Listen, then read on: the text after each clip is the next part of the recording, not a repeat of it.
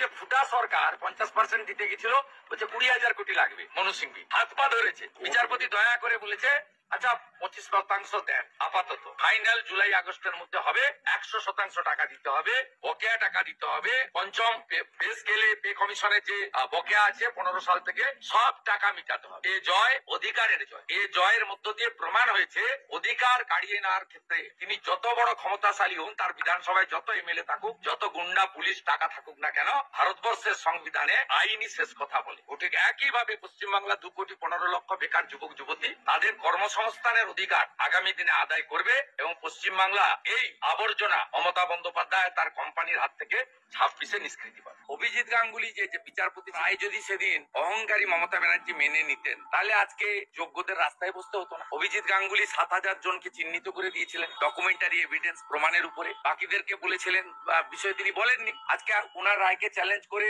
কে গেছে?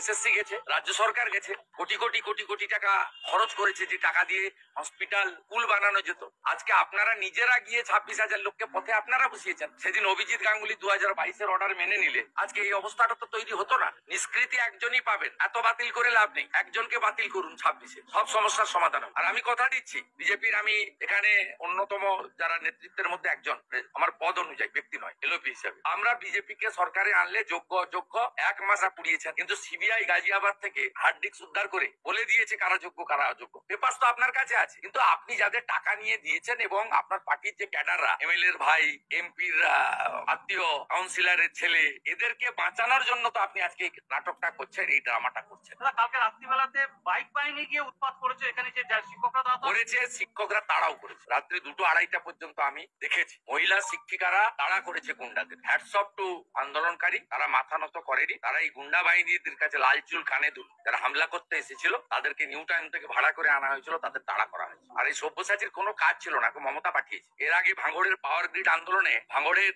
গরিব কৃষক তাদের উপর অত্যাচার করতে একে পাঠিয়েছে। কামদুনিতে যখন ছাত্রী মারা রেপ করে খুন করে মৌসুমী টুম্পাদের রান্না করছিল, আপনারা টিভিতে দেখিয়েছেন।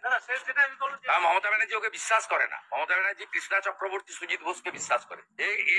এ ঢুকতে চাইছে রাজারহাট গোপালপুরে অদিতি মুন্সি, রাজারহাট নিউ টাউনে তাপস চ্যাটার্জি, বিধাননগরের সুজিত ঘোষ। ও দাঁড়াবে কোথায়? ওকে এইসব নোংরামি করে গুন্ডামি করে নাম্বার বাড়াতে হবে, তাহলে যদি ঢোকা যায় চেষ্টা চরিত্র। দেখুন, আমি খুশি এই কনফেডারেশন যেমন মুভ করেছে, পরবর্তীকালে বিজেপির কর্মচারী পরিষদ এই আন্দোলনের এই কোর্টের পার্টি এবং তাদেরকে লয়ার আমি ব্যবস্থা করে দিয়েছি সুপ্রিম কোর্টে। আমি অত্যন্ত খুশি যে পরমজিৎ পাটিওয়ালা কর্মচারী পরিষদের লয়ার, তার ব্যাপক লড়াই, অন্য লয়ারদেরও আমি ক্রেডিট দেব।